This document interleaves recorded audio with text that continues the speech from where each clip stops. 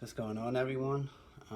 Just want to address something, make a short but lengthy little video addressing something. So, recently I made an Instagram post. Many of you, many may have seen it. Just stating me finally just saying, you know what, fuck what the world says I should be. I'm going to be me. And I shared it on my social media. GayStar News saw it, reached out to me, contacted me, said they wanted to do an article on it. I've had communications with the individual before. Sure, why not? Okay, go ahead, go for it. So they did, and got amazing feedback.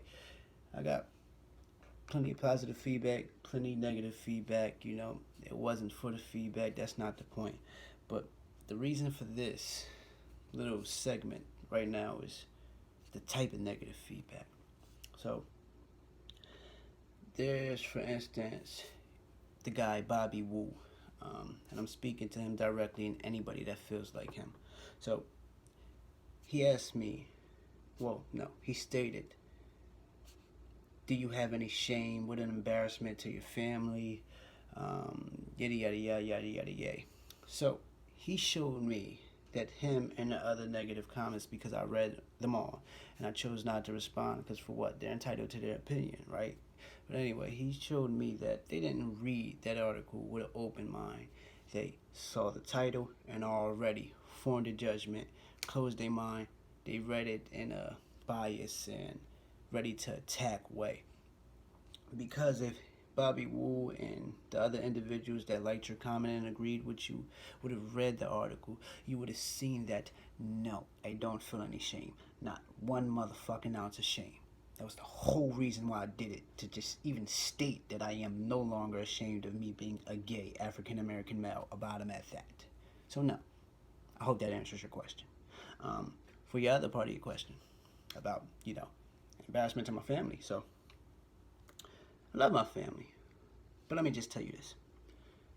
If my family is embarrassed of me embracing and accepting the one aspect of my life that made me think something was wrong with me as a kid, that made me used to run outside and look up to a God that I was always taught was loving, and say to him, why did you make me like this? Take this from me or kill me. What the one thing in my life that made me contemplate suicide, but I was always too scared to squeeze the trigger? If they are embarrassed that I finally accepted that, fuck them. Hope that answers your question. So let's move on to the other commentaries.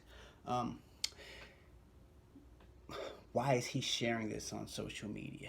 TMI. I understand the message, great message. Why does he feel the need to let everybody know what he does in the bedroom? For that one comment right there, sir, most of the people that saw that article are adults. We all know what happens in the bedroom, okay? But nevertheless, if you're a private individual, if you're conservative with your life, that's cool, that's fine. I accept that because I'm not naive enough nor foolish enough, and I'm conscious enough to know that the way I live my life isn't the only way to live life, isn't the only way that everybody else should live their life. That's just how I live my life. But what you fail to realize is that truth. How you live your life is not how the rest of the world lives their life. There may be some people that agree with you, but not everybody does, and that doesn't make us wrong. I am not, let me not say that. I don't share every high, nor do I share every low. But I do share my life. I try to be transparent and as open as I can, because I know that there are some things I've went through that I've conquered that may be able to help somebody else, and what's unseen counts for nothing. So if all we do is keep private everything that we go through, how would there be any lessons in life? How would there be any education? Education comes from mostly a lot of shared experiences. So anyway, that's part of the reason why I shared it. It was in hopes, if you read the article, to you other commentaries, you would see that from my experiences growing up, not everybody else's, but mine, I was taught as an African American male that black people aren't allowed to be gay. That's soft shit. That's white people shit. That's what they told me. We aren't allowed to tell each other we love you, family or not. Not allowed to ask for hugs. None of that shit. We're not allowed to be soft, deal with F and E's, feelings and emotions. We aren't allowed to deal with none of that shit. If somebody hurt our feelings and we cried, you know, we're pussies, we're bitch. That's the things that I was taught as a kid. So, could you imagine how conflicting that'd be for a kid to be everything that the people in his life is telling him he shouldn't be? And I grew up with that all my life. So in 2014, I finally came out.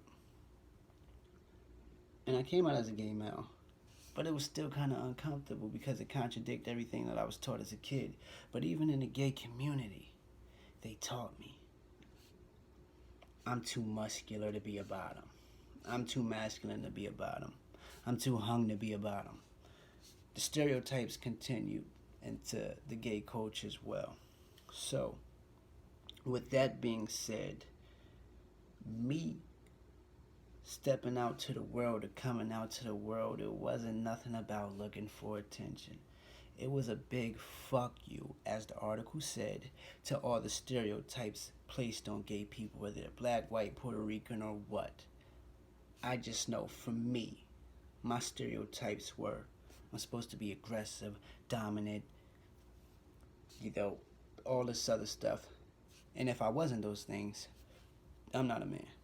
Well, let me tell y'all this. I am a man who just happens to be an African American, who happens to be a homosexual, who happens to be a bottom, not just a bottom, but a submissive one. So that right there was an official public fuck you to those stereotypes. So that's why I went public. Did I have to go specifically? No, but I did. Why? Because it can help somebody. It probably did help somebody. There's been plenty of people that told me that they felt inspired and encouraged by the article. Great, I'm happy. So for you who have negative criticism to say, if it wasn't for you, it wasn't for you, and that's cool. If you ain't like it, you ain't like it. That's cool. I'm cool with that.